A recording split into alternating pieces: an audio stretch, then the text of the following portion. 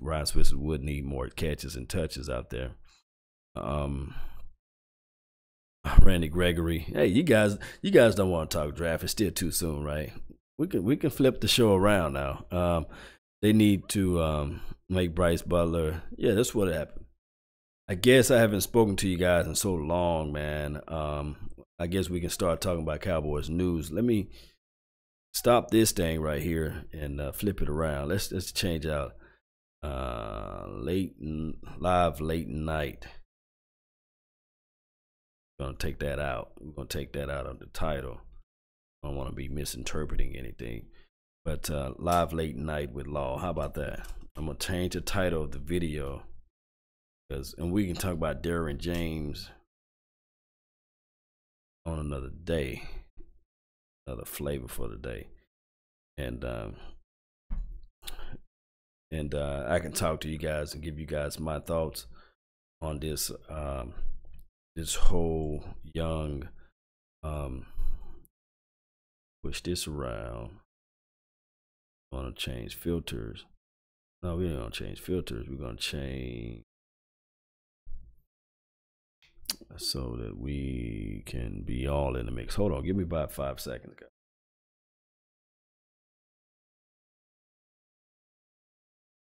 Properties here.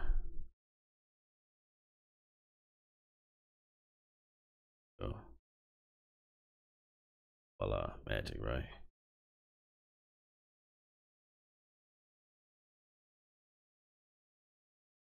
Okay.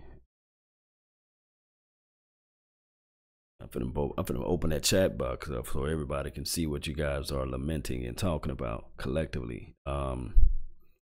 Go back to here, filters, take this out, remove 99, yeah, bam. Put all y'all words out there on the ether, right? So,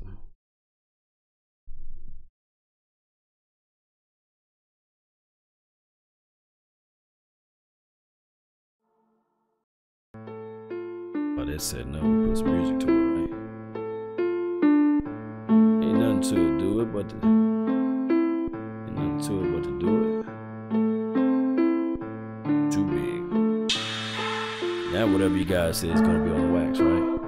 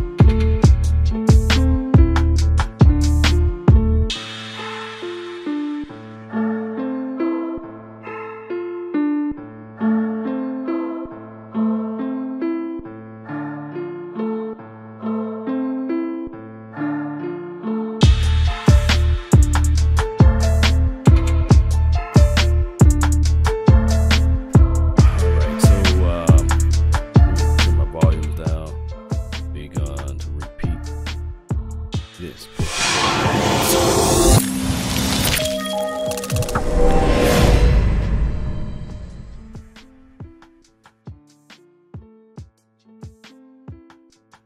All right, guys, thank everybody for tuning in.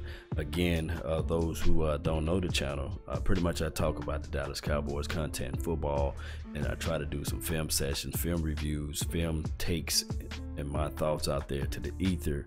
If YouTube allows, I try to repost the game, trying to really crack the algorithm, because it's really not the NFL that's blocking, it's actually YouTube and their weird, quirky algorithm that's really blocking everything. But neither here nor there. You guys can follow me on Twitter, Twitch, and also Facebook. Catch the full content. Also, I have a Patreon, a page that you guys can take a look at, and what we're doing here too as well. I don't know if you guys can you guys hear me? Hear a lot of people saying a little louder, a little bit louder now. Testing 1 2 3, mic check 5 6 7 8 9 and a 10. Let me know. Do I still need to be louder? I'm trying to be soft spoken because my voice do carry, and it will wake up everybody. I'm talking about everybody from here to China. So let me know if you guys are able to hear me clearly. All right, yeah, you can hear me. Okay, good. All right, so I just want to be able to talk to you guys just a little bit about the firing of the coaching. Dooley, he did diddly. Dooley did diddly. So it's really like diddly dilly, because there was never a growth in the receiver core, regardless of how you look at it, for the last how many years that Dez Bryant been out there. Really just been no emergence of any type of threat out there on the field. Now, as far as scouting and putting receivers out there, one can argue and say we had the Lance Lanier guy. Yeah, I'm thinking he can catch anything that throws his way. He got sure hands, catches the ball with his hands, and I know he's smaller. But we had the Noah Brown kid out there. We had the Ryan Switzer out there. We had God damn it, we had Rico Gathers, and we understand that his situation with injuries and concussions, and this team been snake bitten with the concussion protocol situations. I really say that player safety is 100% need to be checked out, but something is wrong with this coaching staff when it comes to nutrition. We do know football is a war of attritions, but the fact that we can't stay healthy has cost us at least 2 games this year. Can one agree? Can anybody out there agree that with the injuries alone cost us at least 1 or 2 games? You know, and if you take in the fact that Shawn Elliott can never stay healthy for 16 weeks, that's why we need to go get maybe a Waquan Smith of the world, or a dynamic linebacker that's in this draft. But by us winning the last game, I really thought that we was going to try to lose the last game. But Jason Garrett, which I'm going to call him Jerrett, you guys do this. We don't call Jason Garrett no more. Just call him Jerrett. It's Jerry Jones merging with Jason Garrett, which is Jerrett. And I'm going to spell it as, I think that's Jerret, whatever. How you spell Garrett name? Jereth. That's how I spell it, I guess. Jerrett or Garrett or Jerrett without the H on the end. So we're just gonna merge Garrettism. Yeah, Jarrettism. Jerrett, there you go. Jerret. That's how you spell it. It's gonna be his name. Hashtag Jerrett. Because whenever decision is made, it's Jerry Jones who pushing the pedal down, and it's Jason Garrett. I said Jason Jones, right? It's Jason. Look at it. I can't get the names together. It's Jerry Jones putting the foot down on Jason Garrett, which is merged together, which gives you Jerrett. There you go. Hashtag it. Make it a T-shirt. It'll make millions if you put it on a shirt and sell it. Excuse me. But with that being said, let me get my drink. Hold on.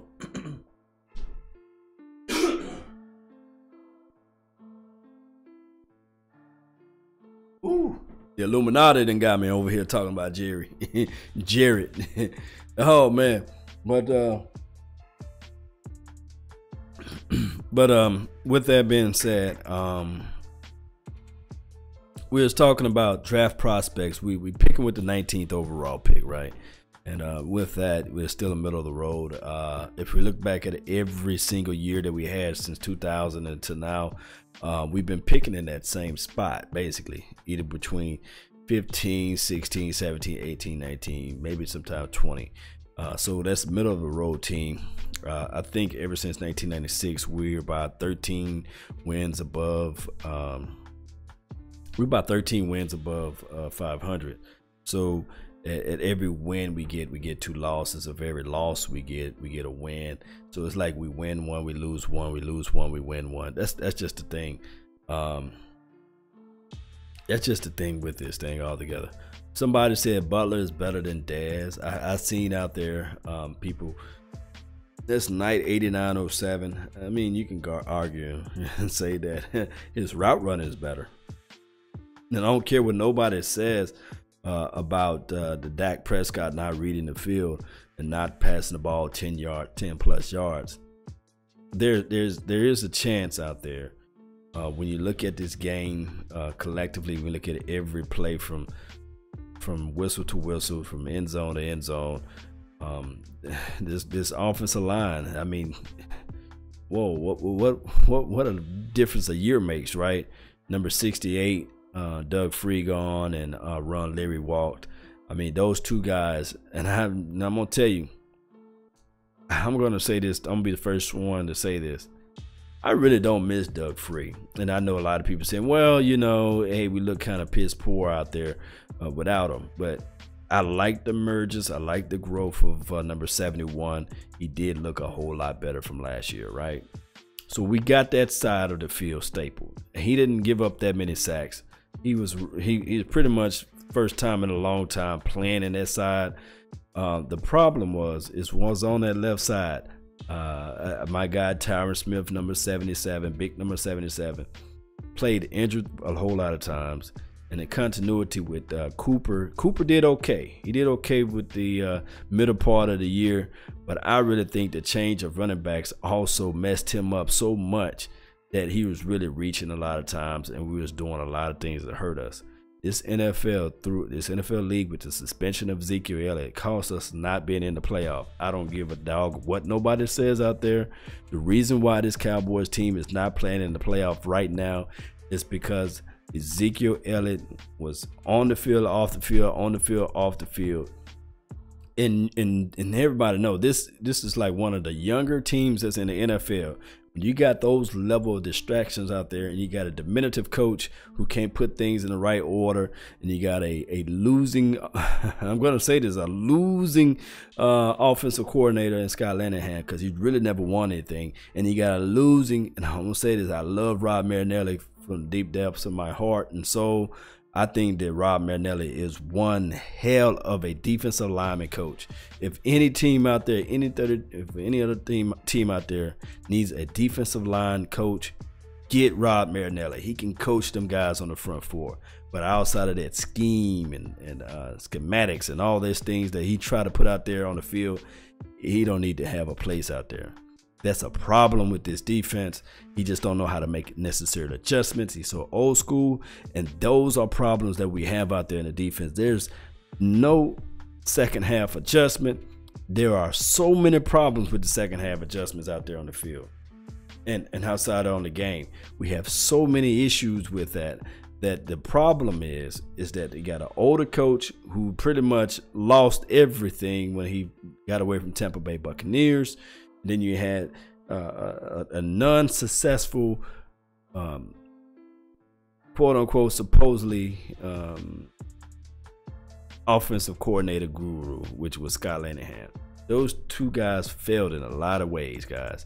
So, and if we can complain to the high heavens, but it will not stop until we can figure out a way that Jerry Jones can relinquish his power. And that's the problem. Jerrett would not release his powers, and that's the issue all day.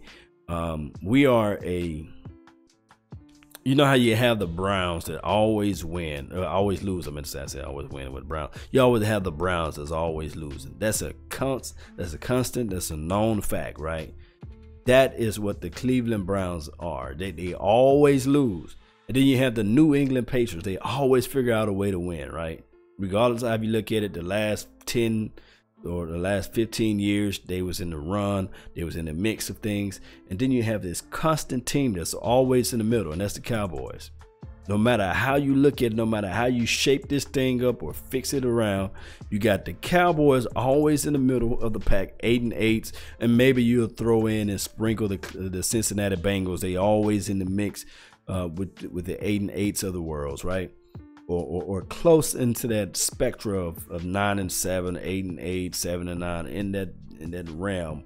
Whereas we always close to not having a Super Bowl, or close to not being in the playoff, or close to not having said record or what have you. And now you can argue and say that we are as an organization, as a franchise in 1995, since Jerry Jones or Jerrett released Jimmy Johnson. We do know that Bill, what's that guy from I forgot his name, that won the Super Bowl for us. He coached for the Sooners. You guys help me out because my mind is going crazy right now. It's so late.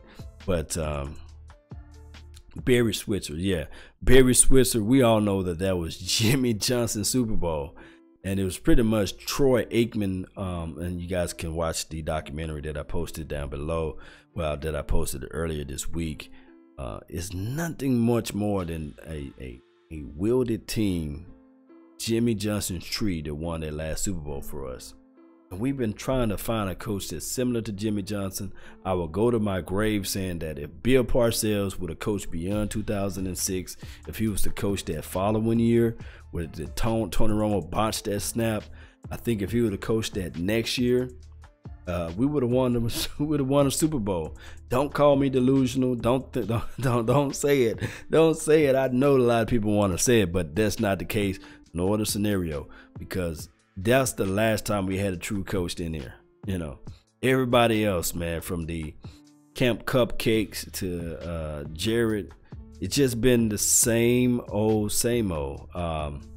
And those are problems that we're having. We have these guys, these coaches that can't stand up and beat on their chest, who can't say, well, hey, we lost this game because of said player. We always have this coach that's saying, well, you know, I have to look at the film. And I want somebody to do this. If you can take a clip, not kid you not, of Jason Jerrett press conference after he won a game, and you can take a clip of his press conference after he lost a game, and you can mix them, and you would never know. That's what somebody ought to do. Somebody ought to take a bunch of clips of Jerrett when he loses a game and when he wins a game, because he can wear the same blue shirt, so you would never know, right? And it just put them, like, mix them together and play a game and say, did the Cowboys win this game or the Cowboys lost this game? You would never know. I want a coach that can identify with these players. I want a coach that can look into the eyes and the souls of a player and say, hey, you drop that ball, you fumble that ball, you're going to have to answer to me. What I want, baby, I want somebody that can just really rip the heart out of a defensive player when he missing an assignment. I want somebody that can just look at a player and say, hey, it's fire or brimstone, it's hell or high water. You drop that pass if you want to. You audible out of this play if you want to. I want somebody, even if it's like Bill Cowher, not saying that I want him, I want somebody to spit in the face of the player when they talk. Hey, my coach in middle school, he was talk when he spit, and when he talked, he would be like, you know, you better be glad I'm giving you a little water. You know, the way you played, you needed it. That's nutrients. You getting greatness spitting on you. You know, I was framing. You know, you don't want nobody to spit on you, but that type of threat, that type of fear, that raises a level. And if anybody don't think that what's a good picture that everybody can go back and watch? Go back and watch Remember the Titans. Y'all remember Denzel Washington, you know, when he was coaching up them players. Hey, go back and watch that movie. a coach, or even go watch, let me tell you another good movie. Just how a coach is able to elevate and push and methodically get a person's mind in a right zone and all they have in their mind. Because hey, when you have a coach and those who coach, y'all understand, you become a piece in your temperament, your mind, your everything, your heart and your soul. You become a piece of the coach. And when you have a Jason Garrett guy that's just clapping, when you have this guy, when you have this type of coaching out there, that is what your team collectively and subconsciously become. They embodies the coaching. Dodgeball, you know, you can dodge a wrench, you can dodge a ball, right? Jim Bob Cooter. Who's this? But if you watch Coach Carter, that's a good movie with Samuel L. Jackson. Not saying, hey, Samuel L. Jackson would. Hey, Samuel L. Jackson right now would probably be one hell of a coach for the Dallas Cowboys, you know. Hell yeah, Samuel L. Jackson, my guy, man. Happy New Year's, man. Happy New Year to you too as well, the Butcher. But we tired of hearing the clapper, but that's just what it is, man. But I got on a tangent. But the things that we really need to take a look at would be, I looked at the thing, what it is, the drafting aspect of it. Maybe we could roll off with a safety. Maybe we can have somebody like that. Maybe we can pick up a linebacker. I heard somebody earlier, I don't think it was captured in space with this deal here, that maybe we can get a burner, a wide receiver that can just leave everybody in the dust. And then one gonna argue and say, well, you know, Dak Prescott won't be able to pass the ball accurate to him. But this is another thing that I want to be able to talk to you guys about too as well. I want to be able to reach out to you guys about the fact that a lot of people were saying that get rid of Dak and put Cooper in, and we saw that experiment happen with the Bills, right? The coach benched the number 5 quarterback. I forgot his name. You guys know his name. I just remember numbers real well.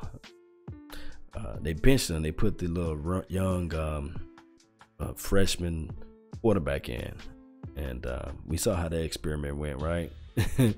So when you try to ask for somebody, just be mindful that when they start losing, you're gonna have the Tyrod Taylor. Yeah, that's his name. They in the playoff. The Bills are in the playoff, right? So see how that went. You know, it didn't go pretty well. So I do know that Cooper Rush showed his butt off during the preseason. That was preseason. We got to understand that. All right, so somebody said Jarvis Landry. I think he ran like I said, he's not the fastest guy. I think he ran like a 4.7, so you're not going to get a lot of separation. Now, would he do a more serviceable job than T. Will? Maybe he'll be he'll be a better T. Will in his route running. And he'll be a better Dez Bryant in his route running. But he ran a 4.7. History shows that you don't get faster. Now, Jerry Rice ran a 4.6. So I'm not calling him a Jerry Rice, but I just don't see Jarvis Landry going to the Cowboys. And then on top of that, I think he was requesting, I think he's only like 1 to 2 million shy of what Dez Bryant is making. Dez Bryant is making 16 million. I think he's making like 14.5 million. So he's gonna want money. We don't need that, you know. Jarvis ran a 4.6, get separation with routes. Yeah, he does. Now he know how to cut his routes. I'm talking about he's a sharp route runner.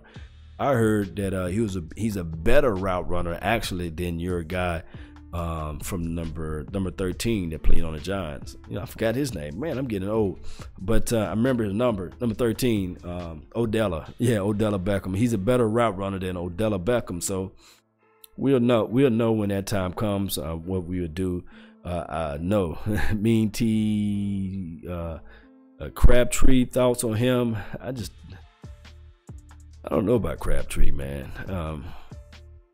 I just don't really know about Crabtree. He's sometime off again, on again type of guy. But his numbers match up with Odell. I didn't know that. I would have to look at Jarvis Landry's statistics and stuff like that. But if his numbers match up with Odell, then of course, then we'll have to figure out something from there. But if he wants 16 or 15.5 mil, then that's gonna be something crazy. I'll take Crabtree if he's a free agent. This is from Justin Quarles. Or the thing is with Crabtree's a local Texas guy, right? So if you go and grab him, then maybe you can work something out. But let me ask you this: Crabtree or Demaryius Thomas? You know, Crabtree or Martavis Bryant? You know, you're only gonna get one or two guys. They are not gonna go and get about 3 new guys to run off. Remember, his team is very fond of their new guys. You know, the young guys that they like homegrown. So whoever they get is maybe just one guy. They're really thinking about this Noah Brown kid. They really like the way he blocked. They like the way he runs his little routes. So we'll see, you know, down the line. Allen Robinson. Oh man, Allen Robinson. He is nice. He'll be nice on the Cowboys uniform. Speaking of wide receivers, that thing itself, would you rather have a Sutton? You guys know about Sutton? I think his name Corey or Courtland Sutton. I looked up some of his information last year, I believe. I think he played for the SMU. Don't quote me on that, whether or not it's accurate or not, but I think that he's a big guy. He can run good, sharp routes, catches the ball cleanly with his hands. Let me know if I said his name right. Kevin White, I don't know about him. What about Mike Evans? Dez Bryant 2.0, Mike Evans.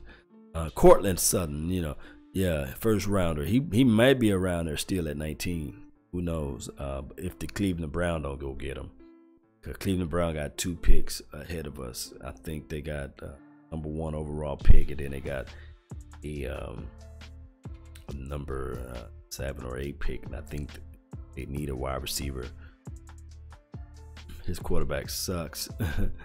Miles Austin, what is up with Miles Austin, man? Why people keep on saying, unless you the same person saying Miles Austin? Portland will be gone before that. You know, that's X Factor T. You probably 1000% right on that.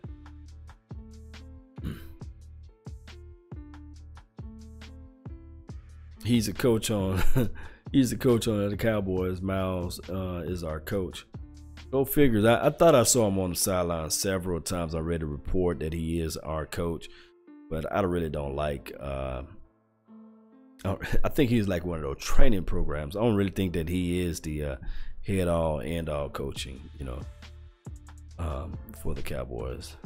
How about Lance Lenore? I mean, how about him, man? You know, I think Lance got a little bit what it takes. I think that maybe this offseason and also preseason he get a little bit more playing snaps. He was elevated from the practice squad to the main roster, so that shows growth, that shows promise. Like I said, he's not one of the guys that can just blaze you with speed, but he is a sure hand catcher with the ball. So hopefully maybe we will see something during this preseason or off season. What about KD Cannon, the sign Law Nation? What do you think of him? This is from Ron Smith. My thoughts of him is that he's a speedy guy. He did have some off the field transgressions or something like that. I think it was dealing with some coaching issues too as well. He may have the same temperament as a Demontre Moore, although he is Demontre Moore is a defensive end. This is a wide receiver. So hopefully, now I think I do know for sure he's not a sure hands catcher. KD Cannon, I heard that he had a lot of drops in college, so that could be a reservation spot for us, just having those type of issues. But I heard that he can run, he can blaze. So hopefully we would see a little bit more with him. Maybe I could dig up some tape and put that out there. D.D. Westbrook is with the Jaguars now, right? Chino 97. Thought I saw him doing some things out there. Ronnie Harrison will be a nice pickup. Remember, we got the 19th pick. We could have had the earlier slot. We could have had like 14th or 15th pick, but we won the last game. Stephon Diggs is definitely not going nowhere. They will not let him go. What do you think about Mike? Is it Gesicki for Penn State? I have to look him up.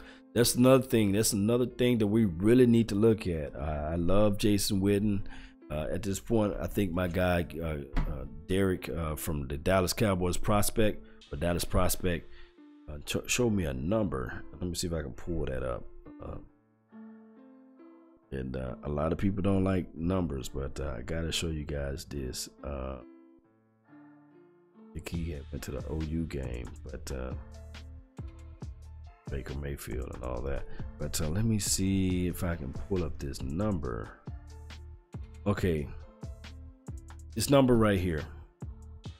There is between Dez Bryant and Jason Witten, both have career lows average of catching last year or this year, or however you want to look at it. Last year, basically. They're also first and second in salary combining for $29 million. $29 million in cap between Jason Witten and Dez Bryant.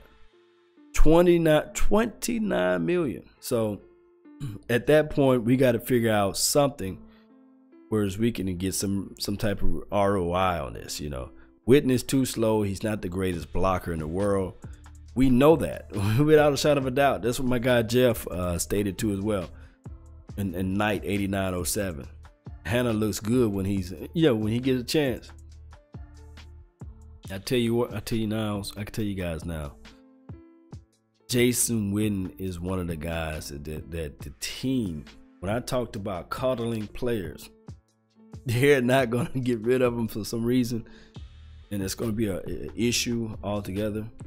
But hold on, give me about a few seconds here. Let me clear something up.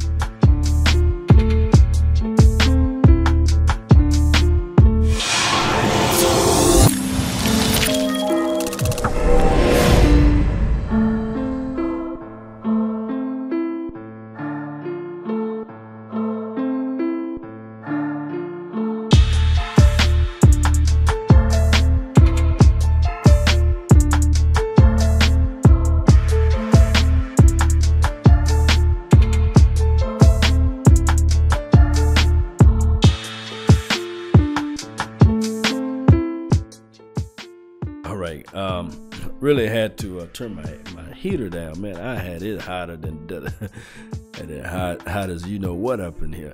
But who this Mike Gesicki, Wayne Gretzky? I'll let you what you reach to the draft. Orlando Brown, his dad was the best 6'8" plus. Orlando Brown tackle. We do need to figure out a way to get some. We need to figure out a way to get some help out there on this offensive line. Somehow, some way. Don't need to cut with. Just give him about 50% of his snaps, and either Rico or Hannah or both. That's from Mean T. The thing is, they shouldn't have to cut him. They shouldn't have to cut Jason Witten at all. But they need to figure out some way, somehow, to maybe. It's $29 million between the both of them, so they need to figure out something. As far as money, it's just a problem altogether. Your thoughts on our first round draft pick? I don't know yet, but we need to figure something out. This is from Patel. Lawa uploaded a breakdown of Calvin Ridley and James Washington. Let me see if I can.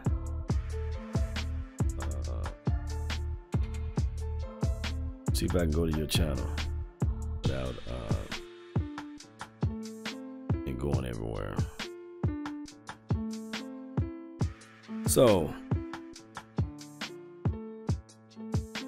My guy Patel, he done uploaded a video of some draft guys that I need to take a look at, and I definitely will. You know, Patel.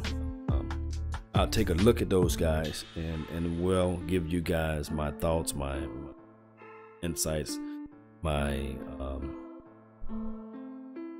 information, what I come up with on those guys. But the teams of need, we do need a somebody that's going to be on the left side of the field. We don't need another defensive guy on the front forward. We need somebody that's on that left side of the field, whether it's a guard or a tackle, somebody who can be a great understudy. If not, somebody who can roll over and play left guard their first year.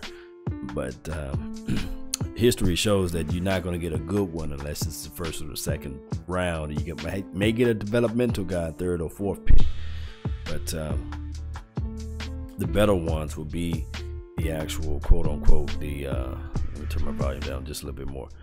The better ones will be the first or the second round draft guys. Cooper Rush got Rico killed with the bad throw, causes him a concussion. I didn't know that was Cooper Rush that was throwing him the ball who set him up for failure. I didn't know that. No, do not trade Smith. Who's Smith? You talking about trading? Do you think, and this is from Ron Smith, do you think the Cowboys need to get rid of Byron Bell because he sucks? I mean, Byron Bells may not even be re-signed, so don't even worry about it. Don't sweat that. Byron Bells was nothing more than a band-aid that was on this offensive line. He's a journeyman. He traveled to team, but it's just one of those things. I thought Joe Looney did a better job when they put him out there. It's just one of those things where it's always an issue. You're talking about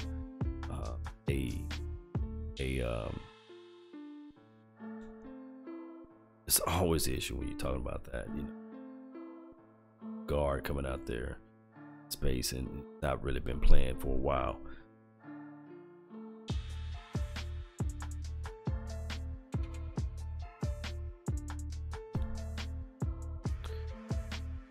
Let me see what we have here. You guys are very active tonight, man. It's about going on 1 o'clock. And this is from Motley Law. If we can get Harrison in the first, let's grab a key from the LSU in the second round and grab Shawn Elliott, the Texas hard-hitting ball hawking safety. So is it 2 safeties in a row you're trying to draft? Because I think Ronnie Harrison is the safety. Oh, if we can't get him, do you think about this Shawn Elliott? I'll have to take a look at that. Frazier leading with his helmet causes Rico to have a concussion. Bad from him. Yeah, Frazier out there killing people, man. It's just crazy. Arden Key finna be gone. Yeah, he's gonna be way gone, man. Arden Key is one of those guys from, I think he's LSU. I'm talking about that guy is explosive, flying out the edge, can get to the quarterback. Hopefully next year we get Randy Gregory if he can stay off the weed, and we can get somebody like somehow, some way sign DeMarcus Lawrence, D-Law, however you want to call him. Taco should be a little bit more seasoned on the taco, so then Malik Collins should be healed. If not, I like the Christian, I think this guy's name is Wilkins or Watkins. I'm horrible with names, guys, but he's a good defensive tackle. Good guy that can play the 0 and the 3 tech. Put his hands down in the dirt, play, come up, crash up the field. Salt Lake City, Utah is 11:43 p.m. All right, okay, 12:44 where I'm at in Dallas, Texas, well, in the Texas area. So hook 'em, you know. Ronnie Harrison, you know. Man, this is what D-line, if we keep D-Law. What happened to Tapper? Tapper, let me tell y'all guys, man, Tapper got a degenerative, this is what it is. Degenerative, I think that's how you say that. Back issue. I think he's gonna be one of those guys that's not gonna make it. got a high window. I got a high window, but he's just not gonna make it, guys. Tapper's out. I'm losing. I lost all faith and hope in him. You know, hopefully he can prove me wrong. Hey, they should draft Maurice Hurst first round. I don't know him, and you know, this is what this is what you guys can do. Find out every player that's gonna fall to number 19. Put him down in the box. I'll take a look at him. Yeah, guys, it's getting late, extremely late for me. I really got to wake up real early in the morning. I thought I was just going to jump on this thing for like 10 minutes, but as you guys can see, I love talking to you guys. I love you guys. Deep down in the bottom of my heart and soul, I would talk to you guys all night. I like the Calvin Ridley kid too as well, but I really got to go. As you guys can see, my eyes are getting low, and it's just one of those things. I'm going to take a look at your videos, Patel. And, if not, maybe we can do a little cross promotion. True Blue Star for life, 2 a.m. in VA. Yeah, man, that's true. you really up late, man. But this has been one hell of a good show for you, for me to be able to talk to you guys and talk about my favorite team. Although we're not in the second or in the playoff, what have you, the second round of the things, right? But that's been my time, guys. I really thank you guys for yours, and remember, you're listening to nothing but the best. Salute and happy New Year's to you guys. And those who love to follow my channel, don't forget, pluck the bell that's down below, subscribe to the channel, get constant feedback, and it will give constant reminders when I go live, and give me feedbacks, because that's how I improve my channel, improve my show. And don't forget, once the video has been posted, put the player that you would like for the Cowboys to have, and also put the coaches that you would like to see next year and the changes in this team collectively that you would like to see. Give me your thoughts so we can run this off. And remember, you're listening to nothing but the best. Salute. I'm out. Peace.